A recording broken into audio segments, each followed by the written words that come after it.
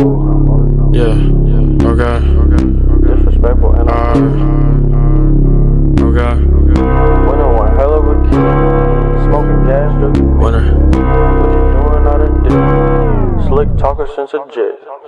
Winter time, all the time, ooh, yeah. Look at the way that I move, swag. Disrespectful and I'm rude, okay. I had cocaine in the school, winter one hell of a kid. I am smoking gas, drinking mid. I'm lit, what you doing out in dick? I swear, slick talker since a jet. Finesse, I know that this what they want, facts. Run up some money, I'm gone, I'm out.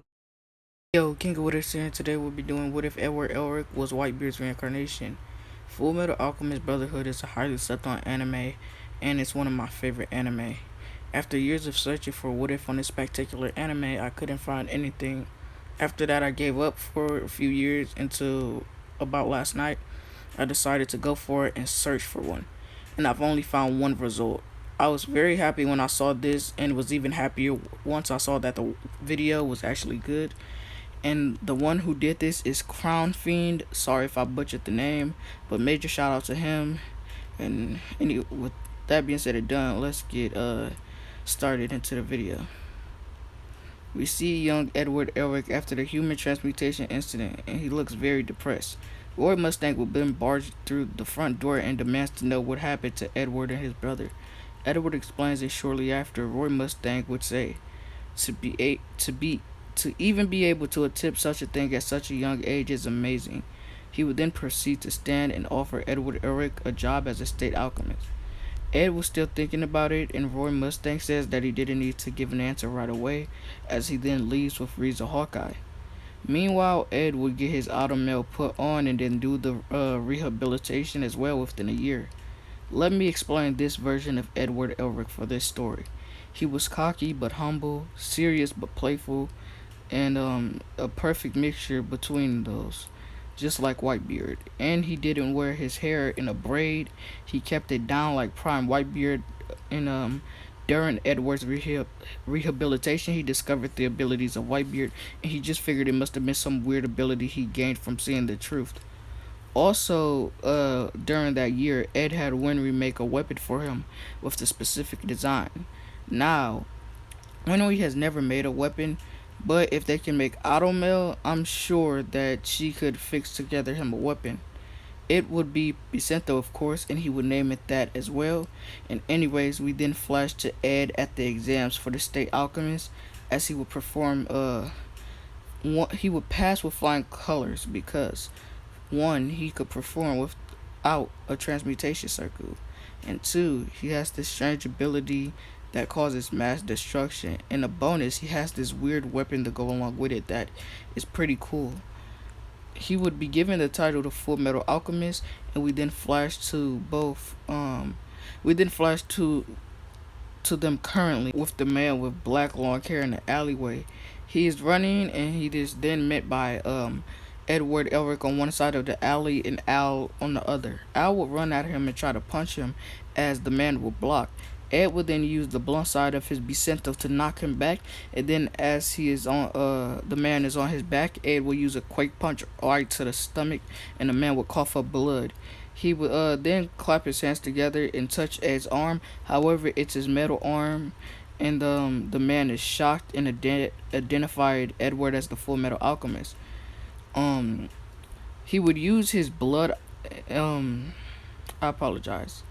He would use his alchemy on his blood to make blood like steam and get away. Ed would track him down with observation hockey. I'm pretty sure Whitebeard has that, if not, correct me. And he would see Isaac McDoodle clapping his hands together so the city could be frozen in ice. Ice starts rising and almost freezing the city over, and Roy Mustang and Armstrong would come, and Ed with the single punch would destroy all of the ice around the city, knocking Isaac off it, then slashing him down as Isaac bleeds out dead. You see, here Ed is willing to kill. When he signed up to be a state alchemist, he accepted the reality that he would have to kill, and he told Al this and to be prepared for this. Anyways, a few days later, they get the order to check out this city called Hershey, if I'm not mistaken. where they would find this so-called reincarnation of the sun god. Uh, Ed would immediately pick up on the Philosopher's Stone, and then him and Al would enter the church, where things goes down as a cannon, which leads to the old priest releasing the chimera, and Ed would throw a quake bubble on his Bacento and throw it into the chimera's heart, killing it. The priest would fear for his life, and he would tell the girl to pick up the gun and shoot the Full Metal Alchemist. Her name was Rose, if I'm not mistaken. She would eventually pull the trigger, and Ed would just dodge it using his observation hockey. And he then says, "Why don't you take a nap?" using Conqueror's hockey to knock her out. Al will proceed to take care of the priest's underlings, and Ed will walk up to the priest himself and punch him through a wall. He would then grab him by his shirt and drag him, forcing him to confess to the whole city through a microphone that he is a fake. Everyone would be shocked, and however, the priest wasn't done. He would use his Philosopher's Stone to manipulate his body, making himself huge. He would punch at Ed, and Ed would counter with a punch of his own, sending the priest flying. Ed would then put hockey through his Bacento and chuck it through his chest, killing him. After this, he would pull the Bacento out of the priest and begin to walk off with Al and the girl from earlier tries to shoot Ed and Al again, and Ed would just say, "Really? That's what you're gonna do? Just stop it. You're not fooling anyone but yourself at this point. You know he is a liar." She would then collapse to her knees, crying, and ask Ed what is she supposed to do now. Ed would then say that he can't help her with that, and she'll have to figure that out on her own. With that, Ed and Al would just walk off into the sunset, and yeah. Ed and Al in a train with Roy Mustang, as Mustang offers Ed to put on to this guy who made a chimera, saying he may know of a way to get their bodies back. Once they get there, this huge dog would jump on Ed, and Ed would force it off of him, saying, "You mangy mutt." He's then greeted by Shao Tucker and his daughter Nina, and there Ed I apologize. And then Ed and Al would come into the house and read books and research the Philosopher's Stone. Even Edward and Alphonse actually took time out of their research to play with the little girl because she has nobody to play with. After Ed and Al leave for a while, they return to Shao Tucker, and Shao Tucker is on his knees with the maniac smile, and he would then say that he's finally did it. He's finally created a fully talking chimera. After a few words coming out of the chimera's mouth, Ed's eyes would widen. He would then say, "Shao Tucker, where the hell is Nina? And your dog, Alexander?" Only for no reply. Ed would then throw him through a wall, grab him by his shirt and throw him through a wall, calling him a sick bastard. He would then begin to punch him over and over with a quake bubble over his hands, and then shoving the Bacento right through his chest, killing him. After some military soldiers show up and clean up, I apologize. The military soldiers show up and they clean up the bodies and whatever and whatnot.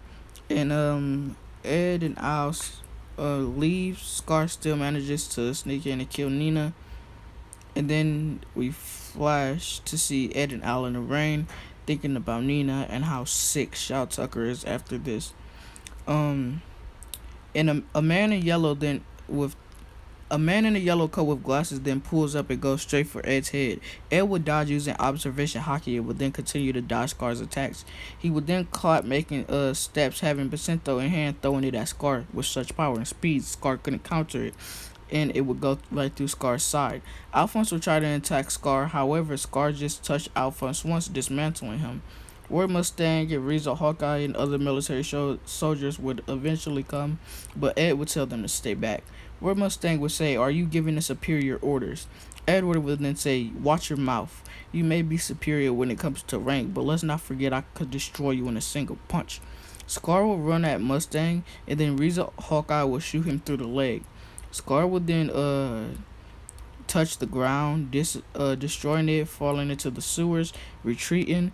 And that's where I'll be ending this What If Off, guys. Sorry if it's an awkward place to leave it off, but hope you like, comment, and subscribe. I'm out. Peace.